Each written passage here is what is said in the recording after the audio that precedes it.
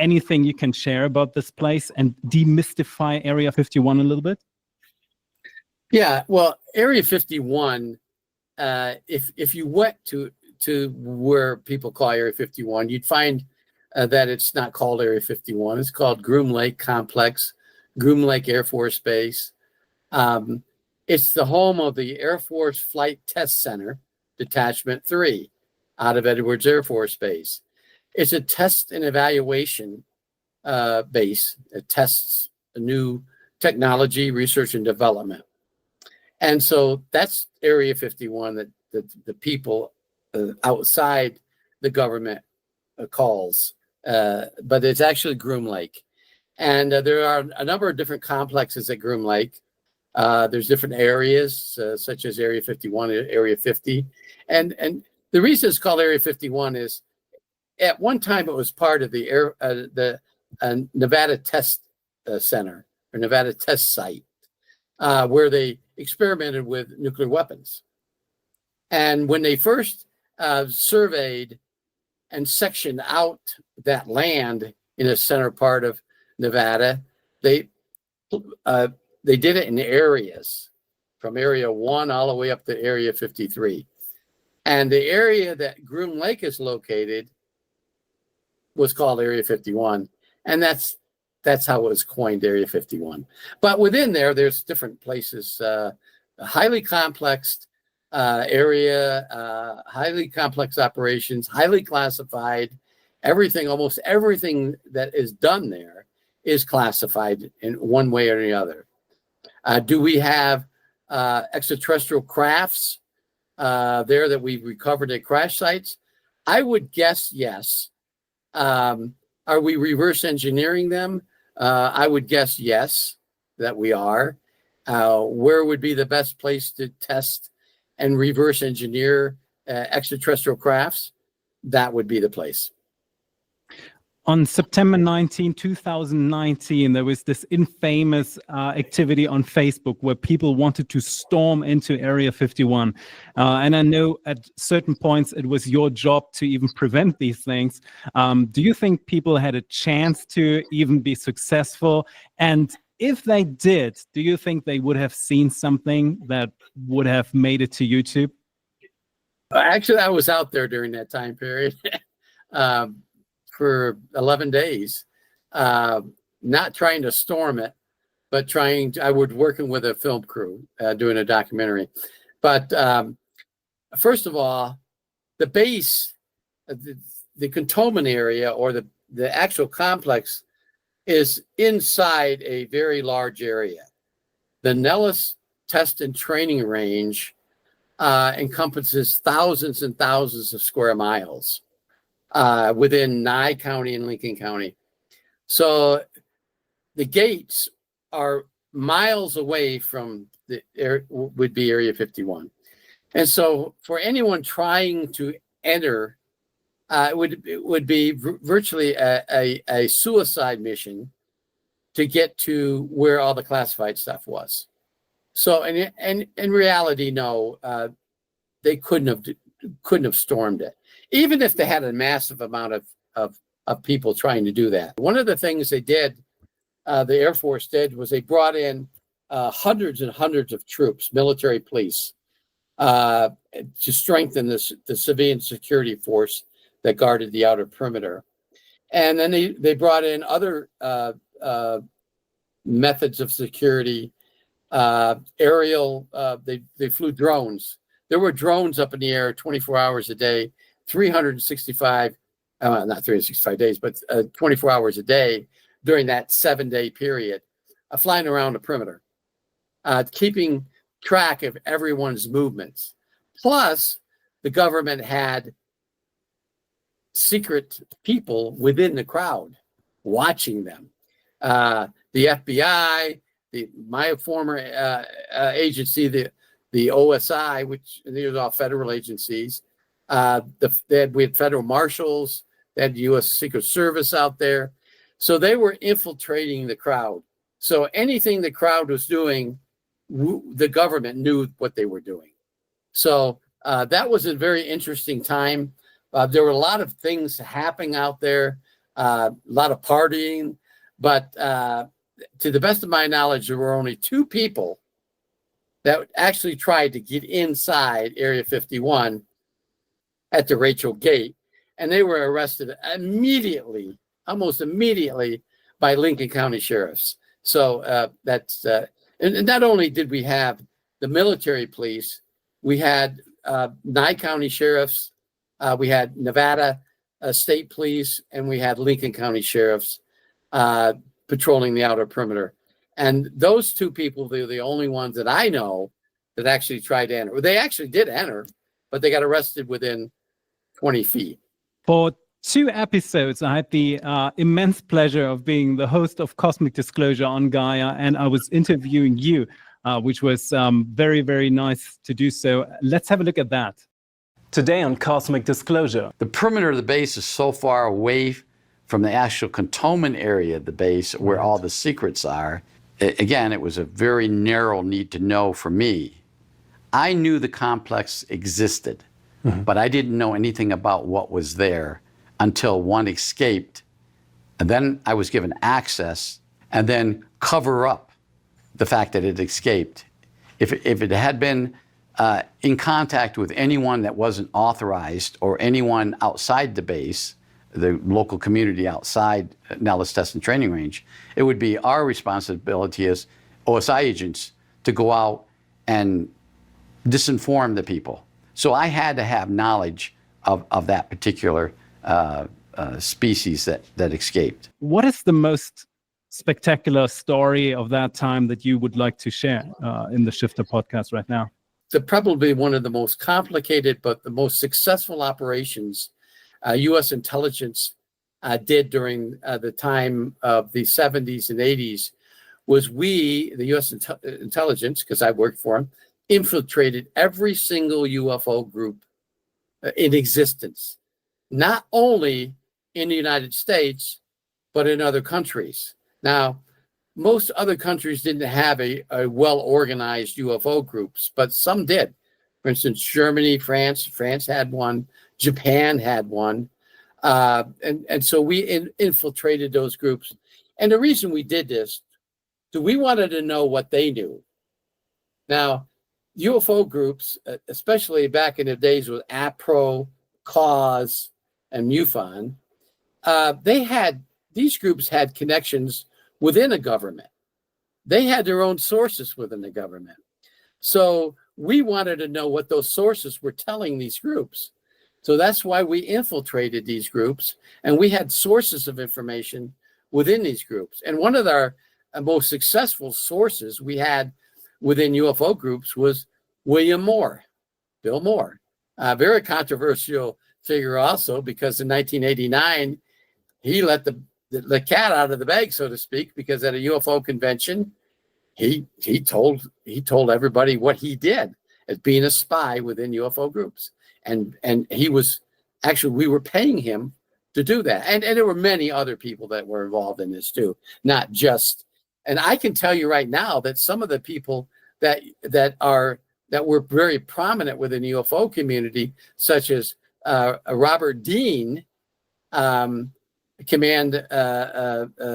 Major Robert Dean was also, he's passed away now, so I can talk about it, but he was also a source of information for U.S. intelligence. What do you think about the current situation of disclosure? We are having congressional hearings. It is more and more getting into the mainstream. My opinion is that there's an effort to keep the narrative in one's hand and control the information that comes out. What is your opinion on the current disclosure subject? Well, I agree with you. The government, based on the information they have deep in their files at the CIA or at the Pentagon, they're not going to release any information that jeopardizes national security. Any information that pertains to sources or methods obtained, the American people are not going to get that. I think that eventually, at some point down the road, we will get a watered down version of what the government has known historically. I don't think currently they'll talk about what they know or what they've gathered. Historically, I'm almost positive. I've been to Washington, D.C. To testify in front of the Department of Defense Inspector General's office in January 2022 and in September 2022. They asked me about what I did. They showed me some reports that I had done back in the 80s. In fact, one of the most comical parts of the January 2022 hearing that testified in front of the Department of Defense IG, well, they showed me a report I did in 1981. They gave me the report. The only problem is it was heavily redacted. And I looked at the report, and there was certain parts of the report I could look at and determine it was my report. I did it. And I said, yeah, that report, yeah, I did this report. What do you want to know? And the DOD IG said, well, we want to ask you some questions about it. I said, well, you don't have one that's not redacted? And they said, no, we can't get one. I said, wait a minute, you're the DOD IG, and you can't go over to OSI and get or DIA, a Defense Intelligence Agency, and get an unredacted report? They won't give it to us. I said, that's incredible. I said, I can't remember everything I did during this project, but I did answer all the questions, most of the questions they asked me. Well, they called me back in September 2022. This time, they had an unredacted copy. It took them 9 months to get an unredacted copy of my report, which was still classified. And I talked to them about it, but I remembered most of the report from 2022. But that's just the comical portion of the government. One agency doesn't talk to the other agency. The Defense Intelligence Agency at one time had all the clearinghouses of all the documents, everything pertaining to Project Blue Book. In 1969, when the Air Force said, we don't want Blue Book anymore, they did the condom report. The condom report supposedly finalized. We don't want them anymore. We want some other agency to take all these files. Well, the DIA put their hand up and said, we'll take it, because they were a relatively new agency. They only became in existence in 1961. So everything was turned over to the DIA. So from that point on, the DIA had everything. Now the DIA doesn't want to share anything. And that's the problem. And now we have the U.S. Space Force, a new part of our military. They have information that was passed down to them from Space Command, satellite tracking, everything that was photographed by our secret satellites. They're not sharing it with anybody. So that's the complexity that we have. So that's why I say I don't think we'll ever get a full disclosure. We'll get a watered down version to disclosure. It's an interesting situation that, especially the U.S., and I think it's historically grown over time, that the U.S. is so compartmentalized, where one agency just doesn't have the same information as another one. And some, like even the higher, like DIA is supposed to be one of the highest official defense intelligence agencies in the U.S. Even they seem to be, cruising around some information that is older than the most current information on UFOs. I guess we do know that the disclosure movement and bringing up Space Force is one of the counteractions in order to bring these agencies together. Would you agree on that? Yeah, I would agree on that. And you're right. The intelligence agencies are always jealous of each other, especially if one has information that they think, oh, wow, this is fantastic. We'll share it with the White House, but we're not going to share it with another intelligence agency. And DIA and CIA always had a feud going on. And then Air Force Intelligence, Naval Intelligence, Office of Naval Intelligence, they all had feuds, so they didn't share information. But there are other, I know when I was in Germany, worked with the German intelligence, BND. BND would get something from Russia back in the days when actually BND had great sources in Russia, and they wouldn't share it necessarily with the United States unless the United States shared something with them.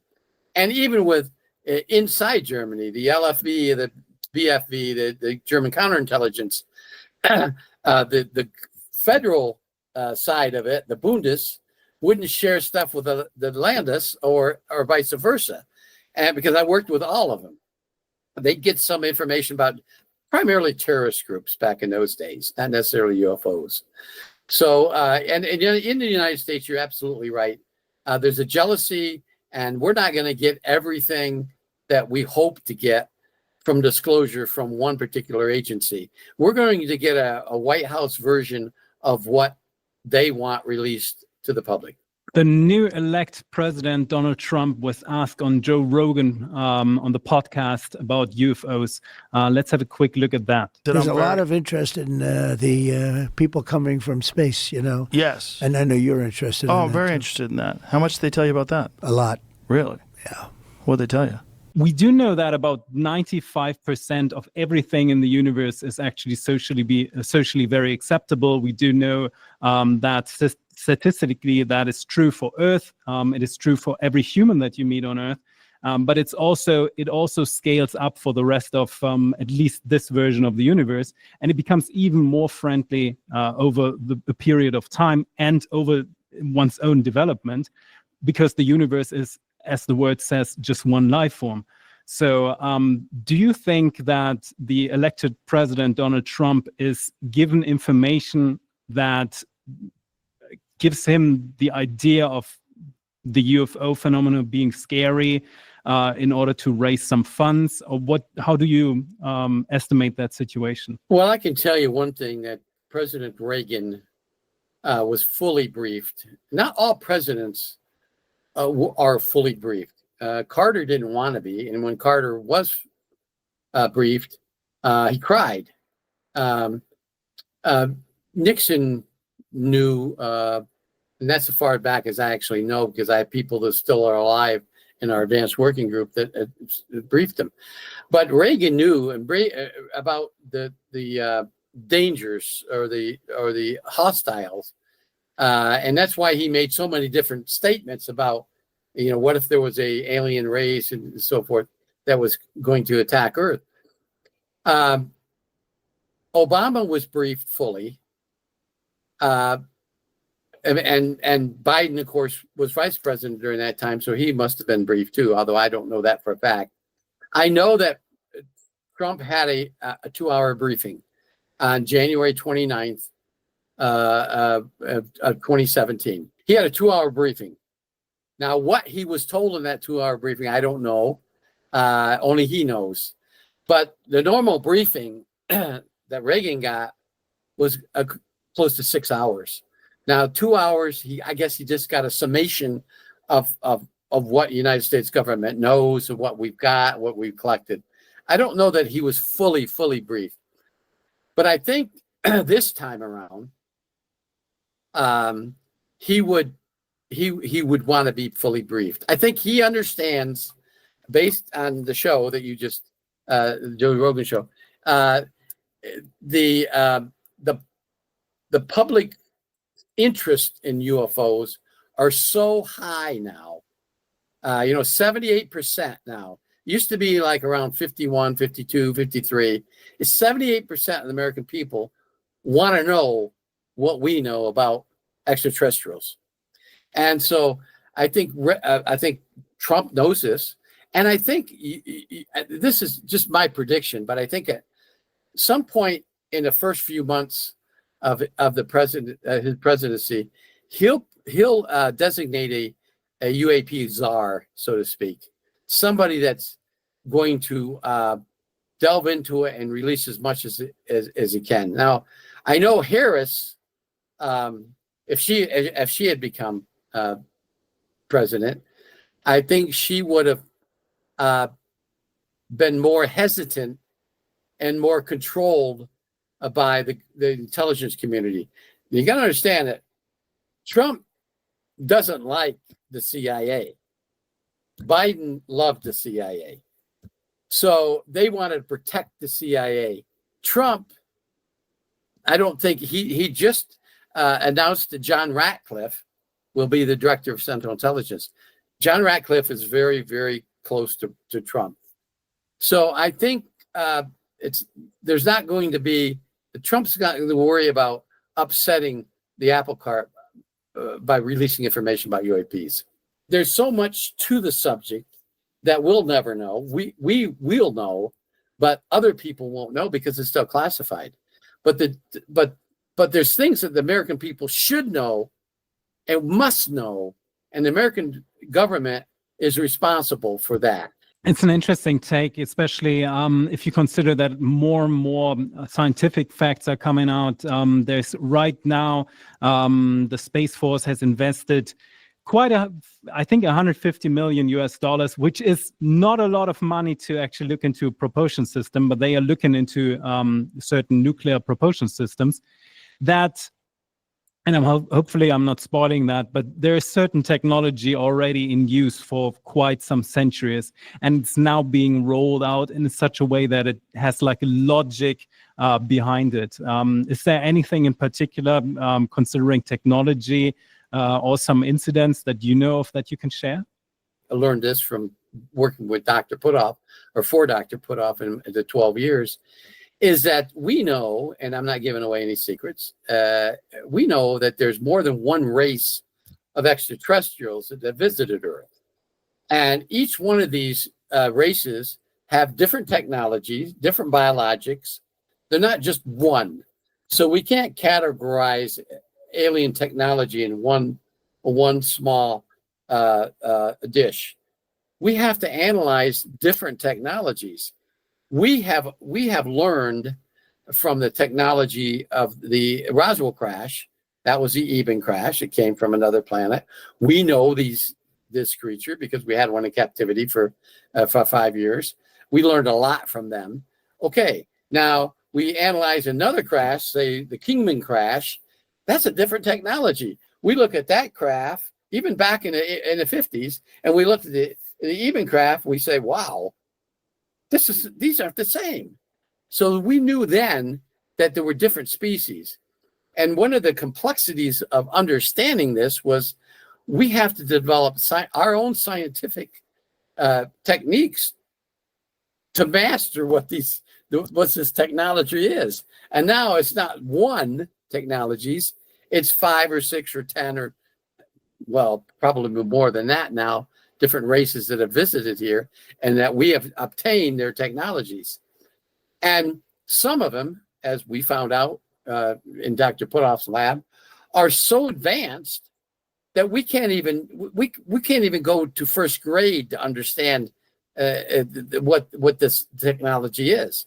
So how do we reverse engineer it? We can't. We have to put it on the shelf. 10 years from now, we'll bring it down and see if our technology is advanced enough to understand this. And we can't. We put it on the shelf for another 10 or 15 or 20 years. That's what's happening at our laboratories. Los Alamos National Laboratories, Sandia National Laboratories, Lawrence Livermore, and others. We get the brains, the top scientists from not just the United States, from all over the world coming to look at a gadget saying, okay, how do we understand this thing?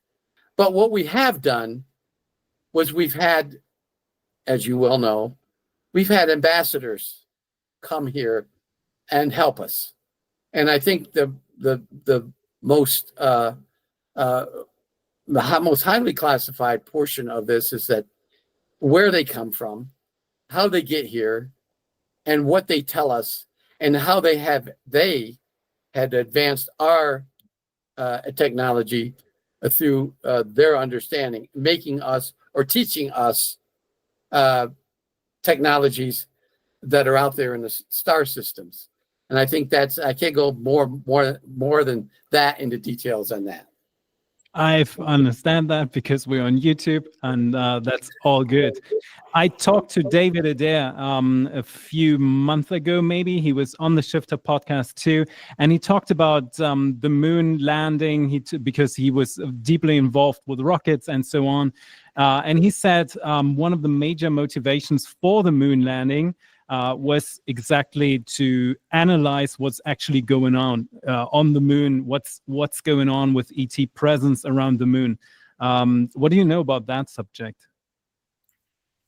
The United States government had a number of different programs to understand or to civilize, or not civilize, but to build military bases on the moon.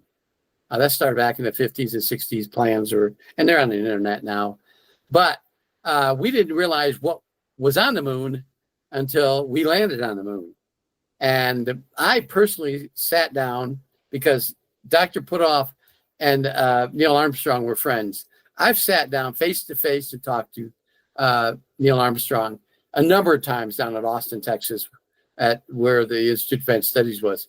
Although he didn't go into any great details about what he saw or what he was told. He said, this is what he said to me.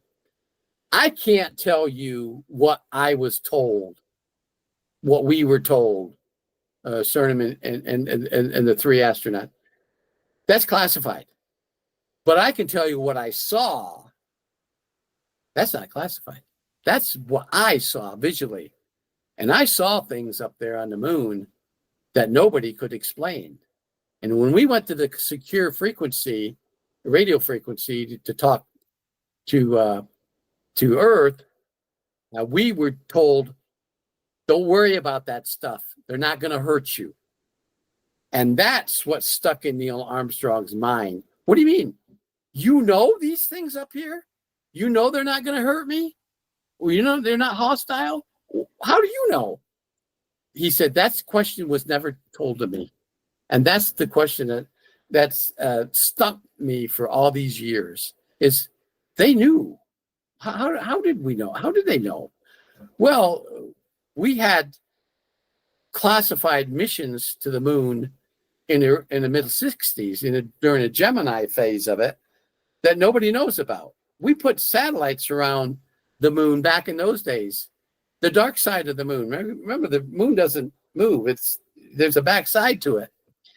And those things are still classified because the government's not giving up that stuff. NASA and NSA and the National Security Administration has that information, Mr. Armstrong said, and they're not going to tell you. And one of the other questions I asked him was, when you orbited the moon, you went on the dark side of it. What did you see? He said, we didn't see anything. It was dark. He said, but we heard a lot of stuff. And I said, but it was recorded, and therefore I can't talk about it. So we knew a lot about the moon before we ever got there. And we knew that it was inhabited and that there were alien bases on the moon. That's an interesting part where people talk about Santa Claus being the code name for, ET presence on the moon. And there's also a recording where some of the astronauts are clearly saying Santa Claus is real, and they're sending that back to Earth. That's true. That's absolutely true. Rick, thank you so much. We're